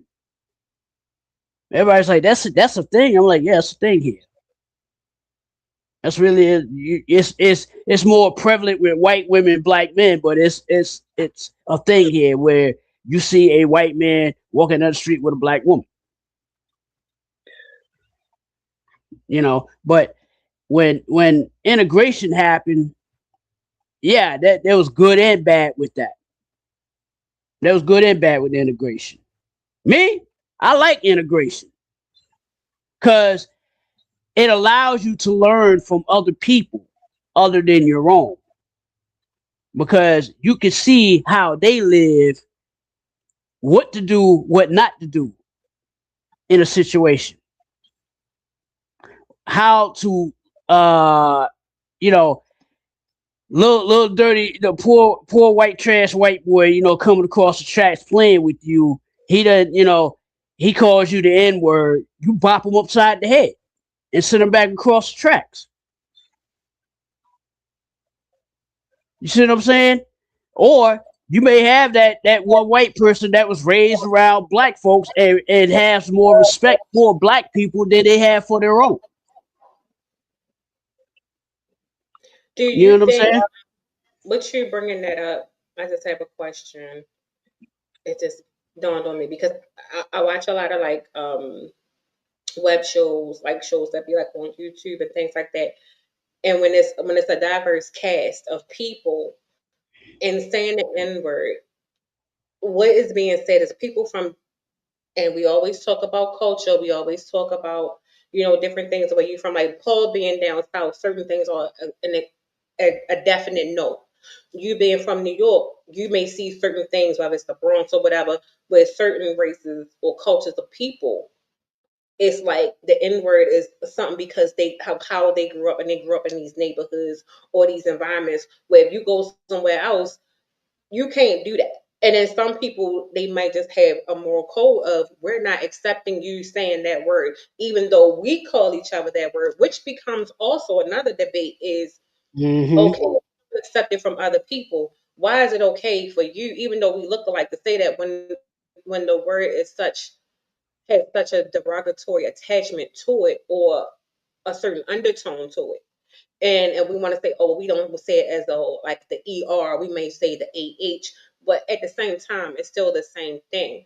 But so I guess my question to you is, why do some people think it's an exception to the rule? Like you had some people that may be from an environment or a state where it's very diverse and they have mixed communities where you may have Caucasian people, Mexican people, no matter Asian people that use the N word, so they're comfortable with saying it. So they make these videos, they go on into these other states and they keep that same lingo and that same language because it's been so accepted. They don't see what you got a problem with it for. What are your thoughts on that, one? And two, the fact that we as Black people in America use that word so freely with each other, but as soon as somebody else say it to us, we get in an uproar. Well, First, can I go first? Let me go first real quick. yeah, I yeah, go want to ahead. say, I want to say, it. In my opinion, it don't matter what we adopt and take, what traumas. Can y'all hear me? I think Yes. my there you go. Keep talking. It All right, it don't matter what traumas we turn as black people into like our own and make it into lingo or whatever. We cannot go around saying certain lingos just geared to other races. You feel me? Without it being taken as disrespectful or as offensive as we take it when somebody else say it. Now the difference in the hard R and the AH is you know when somebody's saying it to be call you something racist. It ain't even no way around that. I be sick of people trying to dance around. What's the difference? And it's a big difference. And somebody looking you in your face and using that hard R versus you walking up like, oh, that's my. It's a big difference. And from a hood person that's not even hood, but you know, I got this Baltimore, lingo with me. It's a thing, man. You know when somebody being racist. So cut the crap because you can't go up calling no other race, none of them other slurs without them feeling the same way. The reason why black people feel some kind of way is because we are human, and anybody will feel some kind of way. What I'm sick of is people making it seem like we got the nerve. Yeah, we got the nerve because everybody else got the nerve, and you knew you used that in hate. So if you're gonna use it in hate, then I'm gonna use my hands in hate or whatever, the same way y'all would. That's just how. That's just. I mean, ain't no I difference. no, I agree, and I definitely agree with you. But on the flip side, my question is when you have people who make, let's just say, like I watched this one web show. It was somebody who was from New York, and I think they were in like Houston or somewhere in Texas, and they kept using the word. This person, I guess, was like Italian or whatever. They were not Mexican. They was like it was like I'm gonna say Italian because let's go with Italian. And when they were referred to their dudes or whatever, it wasn't like they were saying it in a racial way. It was just in reference how we was talk when we just talking about our dude, our peer, or my homeboy or something like that. But other people had an issue with it when a person explained, well, where I'm from, this how I talk, this how I talk, and that's why it became this big thing. And some people were saying, okay, but we're not comfortable with this, so we don't want you to use it. So the person was like, F that. This how I talk, da da da da da, boom, boom, boom, boom. But Somebody should have again, hit him in the mouth.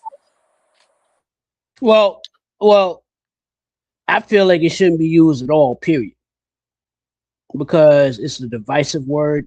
Um, Italians, they don't say nigger. They call us mugnons, moolies, ditsoons, eggplants. That's what They do Italians because they was call. saying that in the Sopranos. I remember. Yeah, they say the moolies. That's how American Italians call. There's a difference between the Italian Italians and American Italians. Huge difference. Them two don't even. I don't, them two they only share a heritage, but they're totally opposite sides of the fence. The Italy Italians really don't respect the American Italians. They really don't. The American Italians respect the Italy Italians, but it flows one way because of that shared heritage. I know that I've seen that firsthand. But they call you Ditsoon, they call you Mugnon, Mooly, charcoal briquette, all kinds of derogatory eggplant, I've heard it all kinds of derogatory. Um Now Greeks call you Malaka. They call you a Malaka. That's another derogatory term. Um if you don't understand the language of what they call. That's why they tell you to try to learn the language. If you go overseas, try to learn the language. Learn a little bit of the language. Like here, my neighborhood is mainly Spanish. A lot of Colombians here.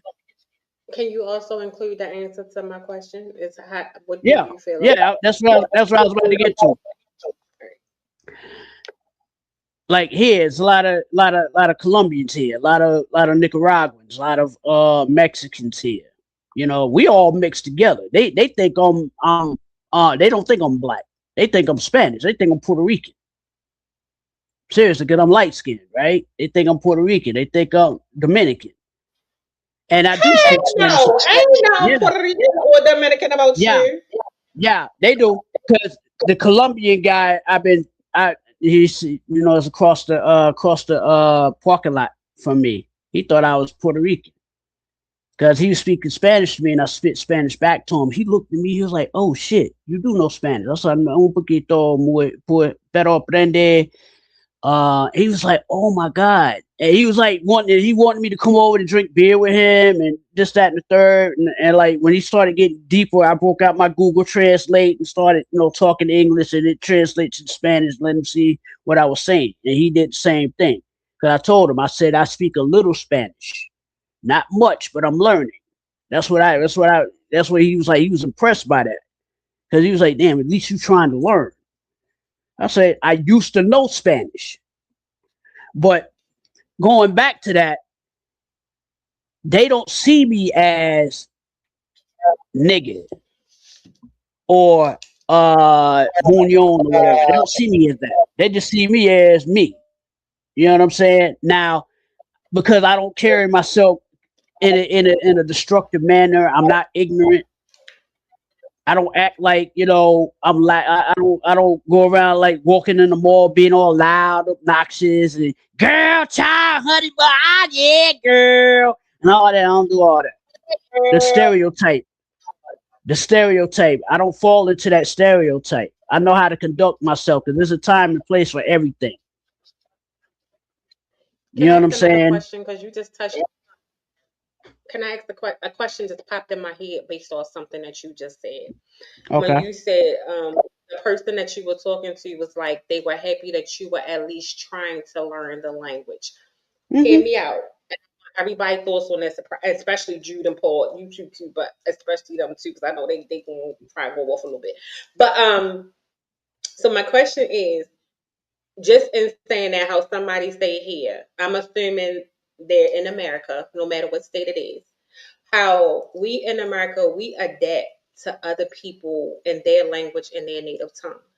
But when you go to other places, they don't adapt to us. We have to adapt to them in their Right. language. They don't make special or privileges for communication. They just look at you like you crazy and you gotta figure it out. You feel me? So how do y'all feel about that when people come here and expect for us to work harder to understand and communicate with them, but it's not, they don't feel like they have to take extra initiative to learn the English language to communicate with us? Because I've seen that happen quite a few times, especially like within my career, and they don't even try. It's like you call me back when you get somebody that can talk to me. Or you go get somebody and you're trying to communicate and you're trying different methods, but they have this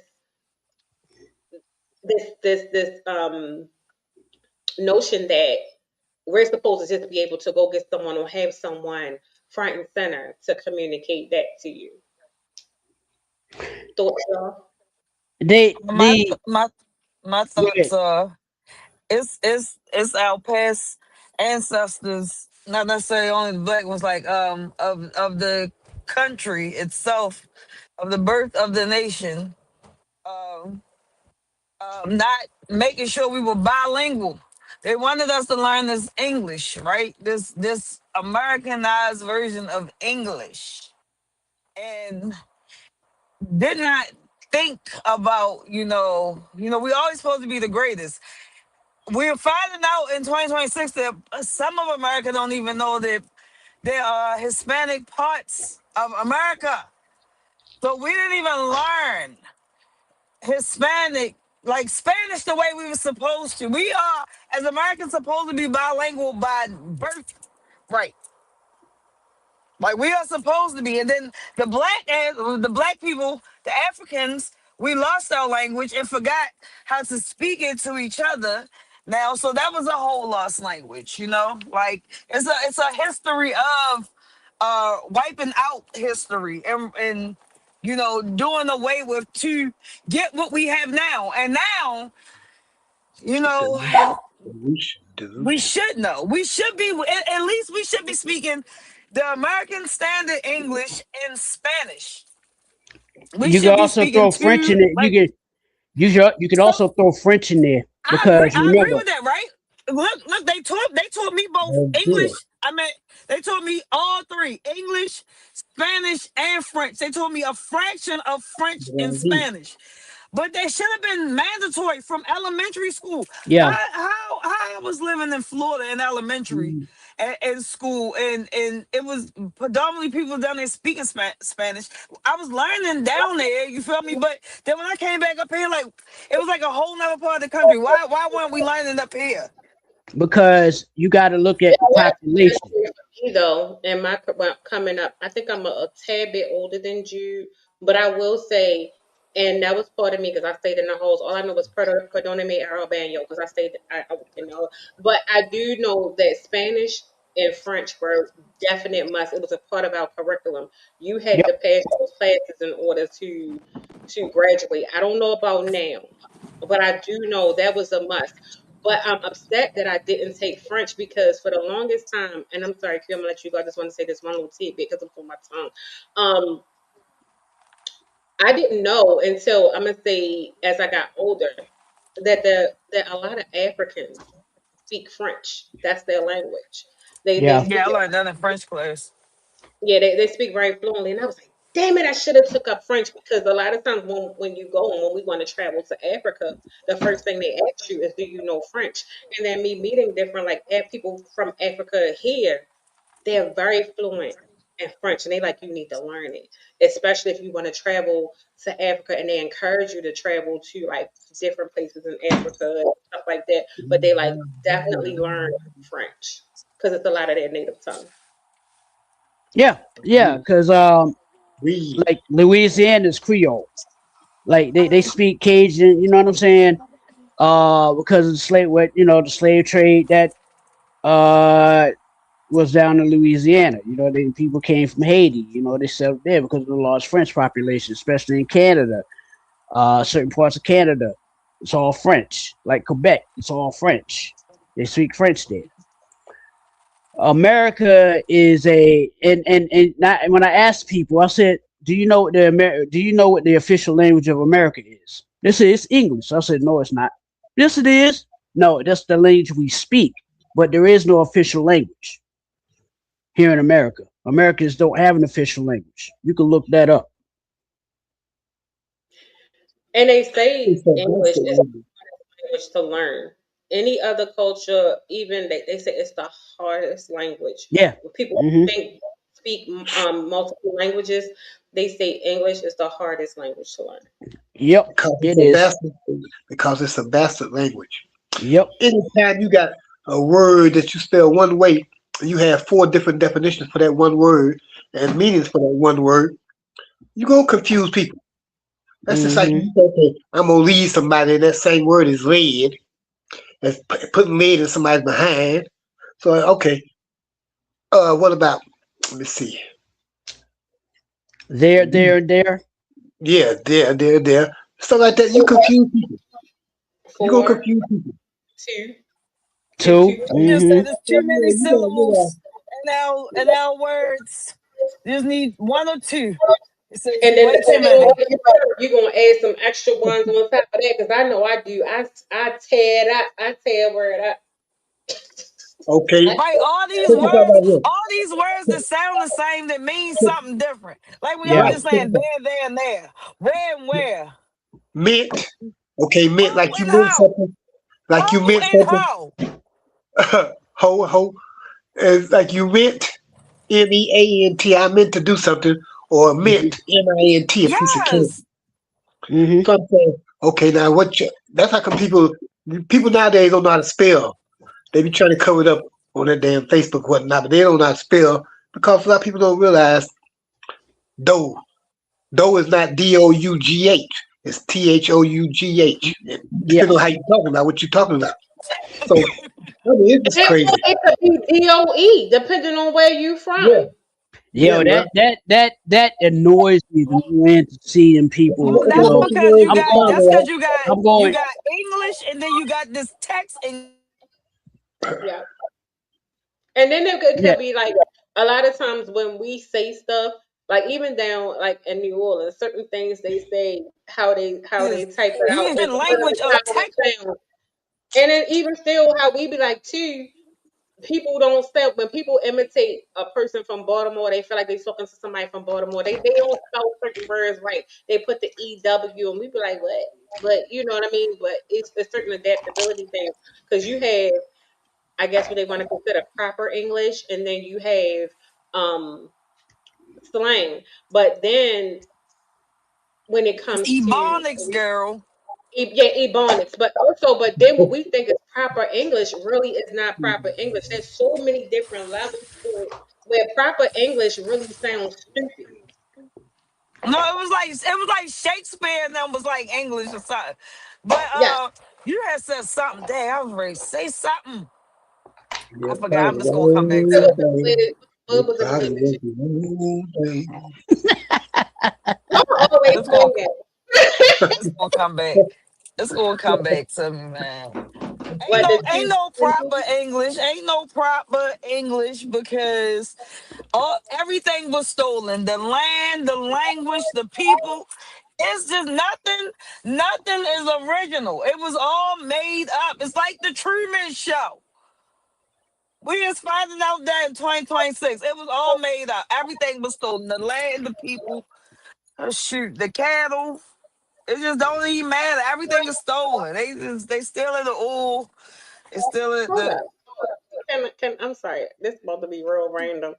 Where are you going at? Because you've been turning and turning. As you going in circles, where are you Oh, no, I'm driving going, to? Her girl. going in I know. circles.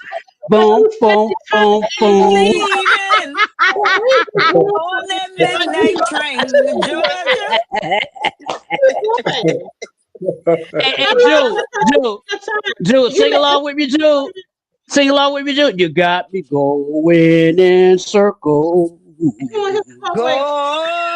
round and round. There you go. Cause she'll be I'm, stable. I'm like, okay, wait, but she had a light. The next thing you know, she busted. You done bust a U-turn.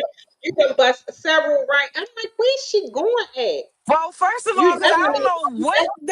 All right, let's talk about that real quick. City officials, I don't know what y'all doing to these streets, but the streets is too small for you to be putting one lane everywhere. It took me 20 minutes to take a 10-minute drive. Damn. Yeah. I don't I, recommend it. I need you to open the streets back up. And yeah, then we got more potholes than we had the last time. Fix it. That sounds like Asheville, and Pothole then they City. Oh, had construction shutting it down. Then when they finished the construction, the street just as worse as it was before you started, and then a new pothole done. It's the yes. And then you know what's worse, my friend? You know what's worse what's than worse? worse Because though? why do they What is have worse so though? many? Why is What it is worse construction though? everywhere? Why is it conjunction, junction, construction, structure? What's your function? And ain't nothing being fixed. What is Because stuff even worse though? What is yeah, worse? I can answer that. I can answer that. I can answer that because that happens here in Atlanta every night, right? That happens here in Atlanta every night.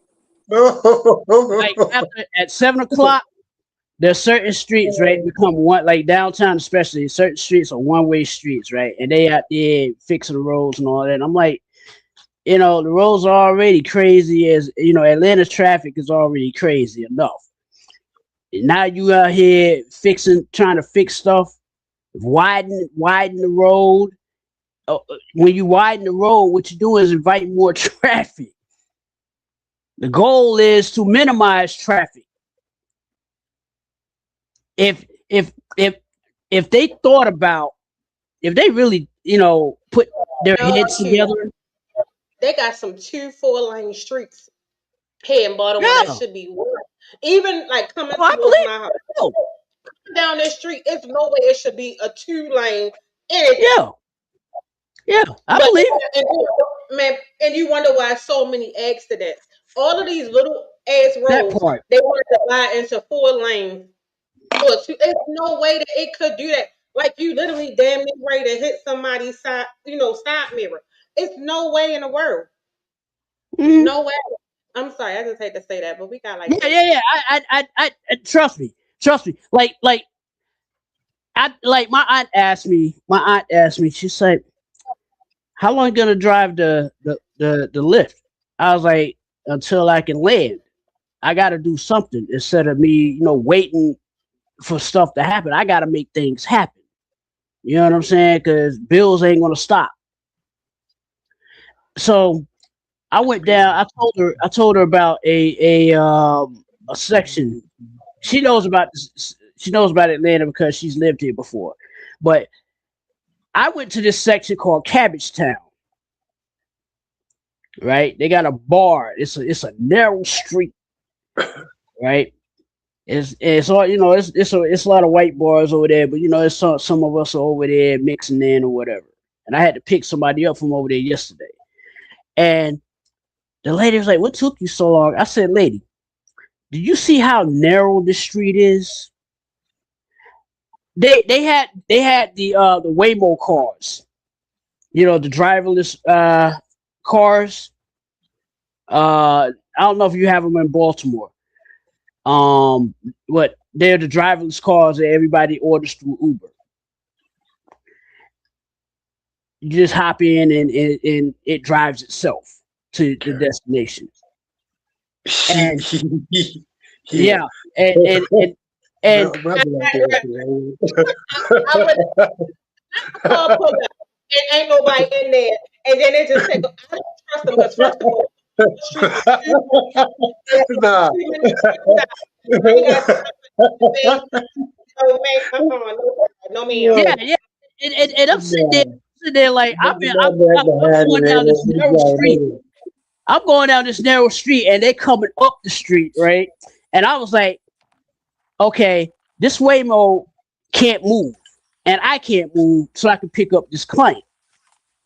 So somebody got to give. So I had to back out, and there was a car that was coming in my direction from the back that was trying to go down that same street.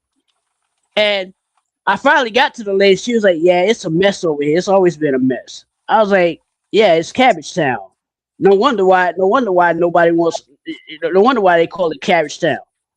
Well, speaking of being a mess, we got to end. We got out of time. We will continue with this on Wednesday. Speaking of Wednesday, we're going to officially do the Q&A. I'll be posting the Q&A. We'll start. You'll start seeing the flyers. You can send your questions early. You can ask on the live show. You can hit anybody up via their DM and ask a question, and we will answer it live. If you want to be anonymous, you can. But send us your questions. We will answer everything this Wednesday at 8 p.m. We appreciate all of you guys for tuning in. Shout out to J. Bear Jackson, Dietrich Brackett, Fallon. I saw my sissy cool Stephanie in the chat, and for everybody else that I saw that I can't remember your names. We love you. Thank you guys so much, and we will see you all on Wednesday at 8 p.m. I want y'all to put me to Deuces. be Goodbye. you gonna send them my way with some questions? Yes. Yeah.